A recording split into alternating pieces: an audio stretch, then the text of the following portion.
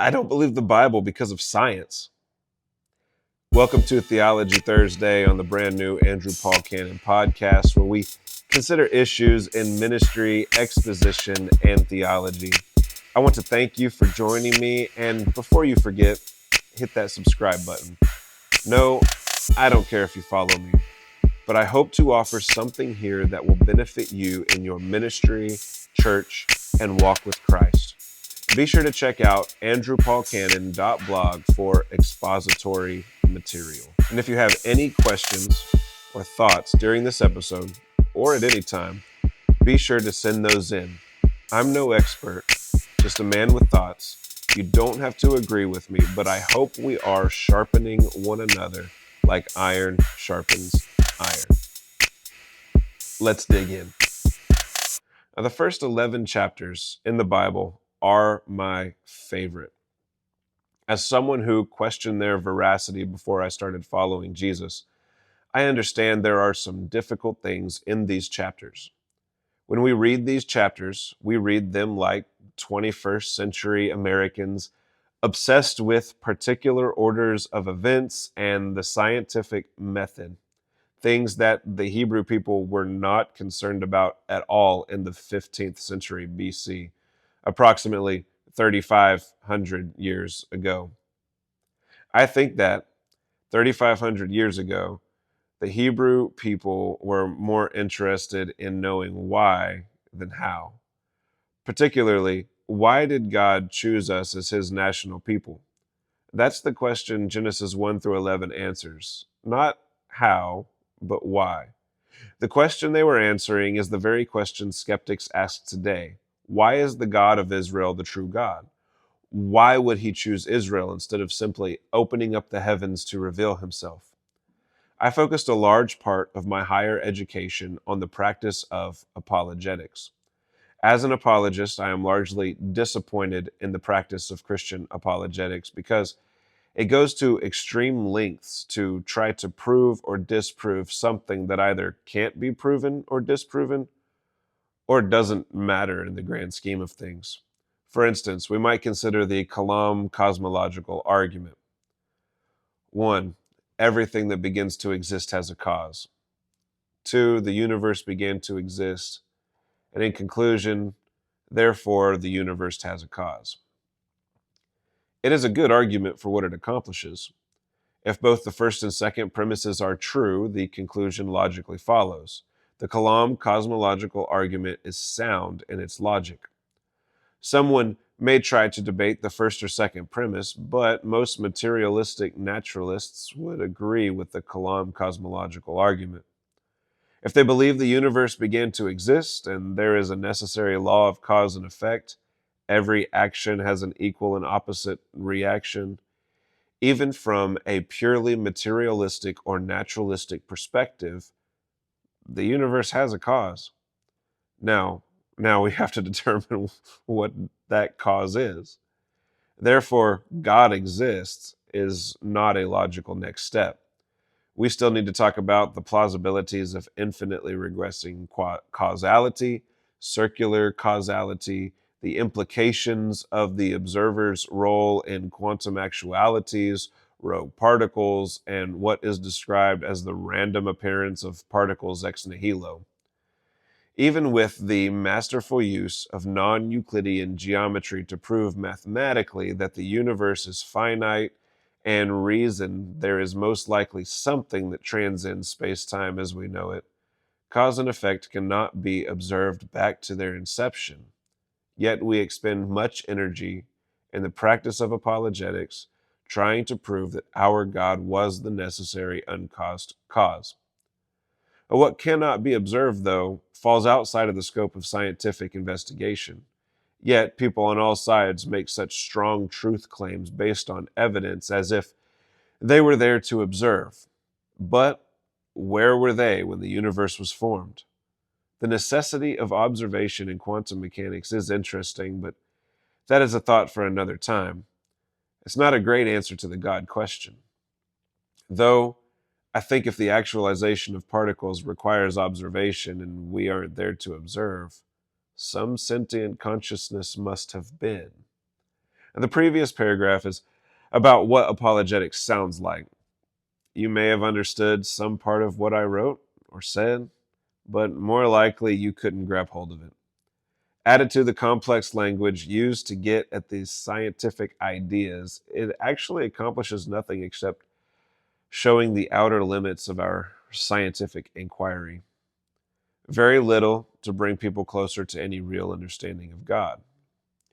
For now, and to simplify things that have been made complicated by smart people, I want to ask why we are so prone to make the leap of faith from what is observable to what is unobservable and still call it fact. I think the answer ultimately comes down to confirmation bias. We use whatever evidence there is to support our own hypotheses, even if the evidence doesn't go that far. Everyone does this. It is why two people can observe the same mountain of evidence and derive two very different conclusions. Inductive reasoning, philosophy, is good, but we conflate it too often with deductive reasoning, science. We invent narratives that we call facts, even though those narratives cannot possibly be proven by plain observation. So, most science we see is not actually science. It is conjecture or assertion. It may be an educated conjecture or assertion, but it is not science. Such is true even with what you will see at the Creation Museum or with the articles available through organizations like Answers in Genesis. This is the primary contention I have with the work of men like Ken Ham. Christians should be better scientists than non-Christians. Yet, we do the same thing non-believing people do: assert things as fact, even though they are not observable or repeatable. I ultimately think this does more long-term harm than good. As a result, most of our apologetics resources confuse us more than they bring any clarity to the Christian position or reasonable faith. And because people have done this for so long, the general population has not learned how to reason well, which is why we struggle as much as we do when it comes to the Bible. Ultimately, we have to have a conversation centered on faith rather than mere science. Conversing about metaphysical realities comes down more to evaluating the presuppositions of our worldviews than it does evaluating evidence that we will interpret according to our presuppositions anyway. We are obsessed with how things came to be, so we will go into Genesis and try to explain how every little event might have occurred and the plausibility of the Red Sea being stopped by a gust of wind, or calculate the volume of water on the earth's surface to show that a flood is possible, or explain that the Star of Bethlehem might have been some kind of astral alignment, or Sodom was burned as the result of some natural eruption of burning sulfur in that part of the world. Never mind that these tendencies are counterproductive to apologetics. After all, where is God's divine action if we explain everything he did by naturalistic means, as if we needed to appease the materialists? Here we are trying to prove the Bible true, and all the while explaining away what makes the Bible so wonderful. Most modern day apologetics has failed. Most apologetics courses are filled with information, complex philosophical arguments, but are necessarily void of proof. A search for apologetics on Amazon.com renders more than 10,000 results. There's an unbelievable amount of information on a topic that can't prove or disprove God anyway. Some concepts in modern apologetics are useful, but most of the time people are simply arguing in circles, showing off their intellect while never really providing a reason for the hope we have. In 1 Corinthians chapter 1, verse 27, Paul wrote, "God has chosen the foolish things of the world to shame the wise, and God has chosen the weak things of the world to shame the things which are strong." Now, the world considers certain things characteristic of superior people. Superhuman intellect and the ability to debate philosophically are two of those things. They were in Paul's day as well. Now, here the Bible tells us God does not use what is wise in the world's estimation to put the things of the world to shame. Instead, he uses what the world considers to be foolish, the weak things.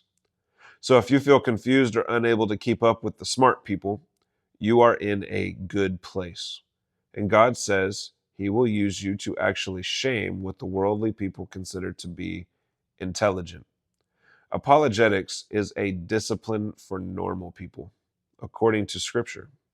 And when I came to you, brethren, I did not come with superiority of speech or of wisdom, proclaiming to you the testimony of God, for I determined to know nothing among you except Jesus Christ and him crucified.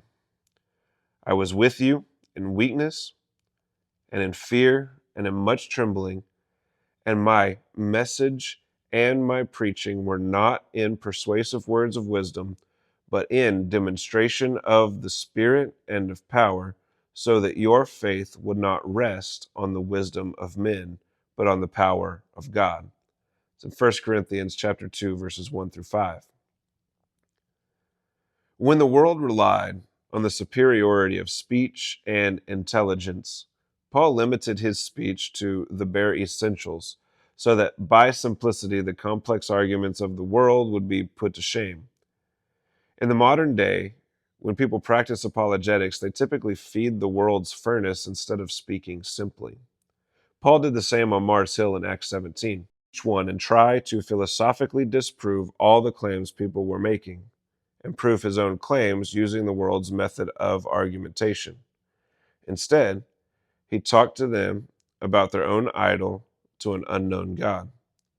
As I read these chapters in the Bible, I begin to think that maybe we have gone about apologetics all wrong in our own time.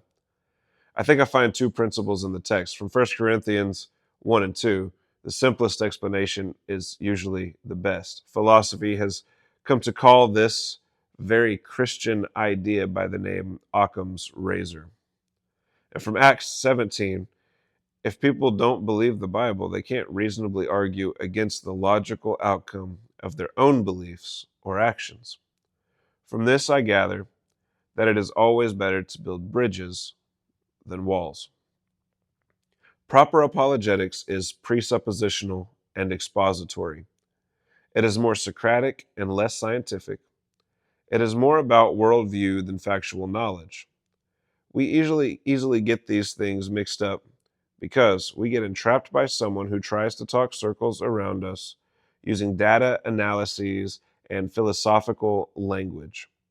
But apologetics is simple, and we don't have to fear antagonists who make themselves appear to be intelligent in their writing or on social media. Consider the creation account, the very foundation of the story we love.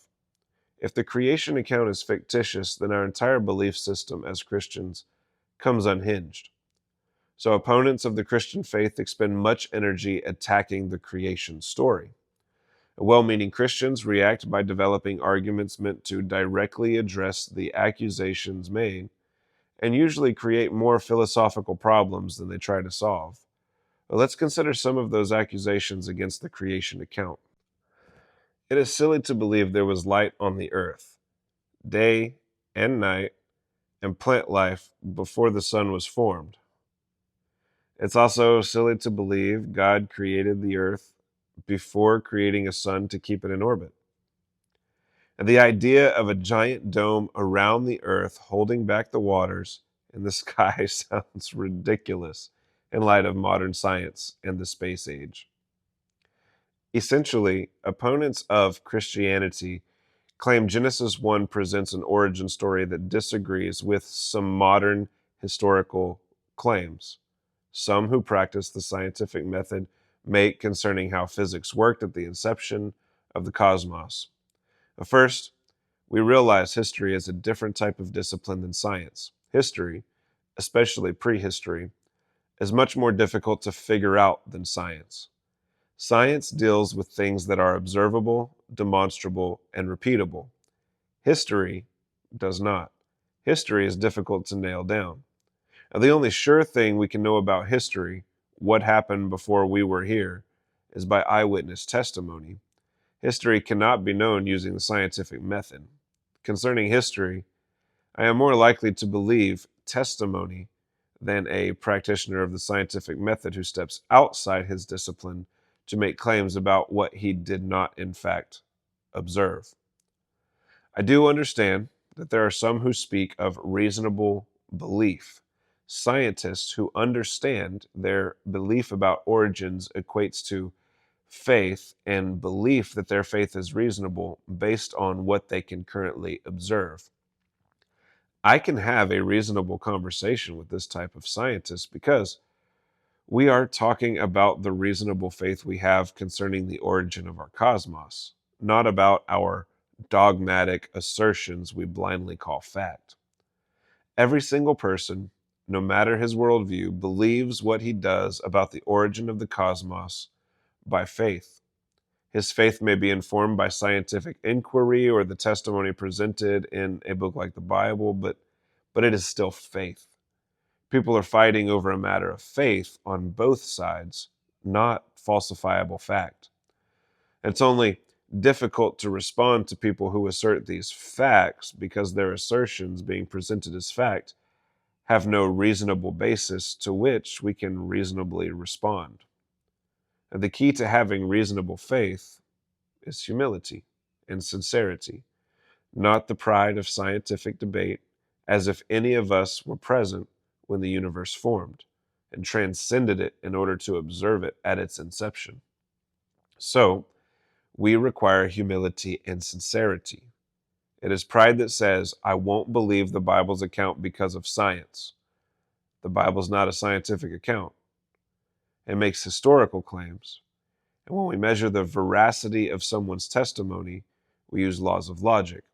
And until we can prove a testimony wrong by observation of the truth, we are not justified in our cynicism. This being said, I want to look at Genesis 1 with you. I believe Genesis 1 even accounts for the opponents of Christianity who say the God of the Bible does not exist, which supports our reasonable belief in the veracity of Genesis 1. But that will have to wait till next time. I want to thank you for joining me. And before you forget, hit that subscribe button. And be sure to check out andrewpaulcannon.blog for expository material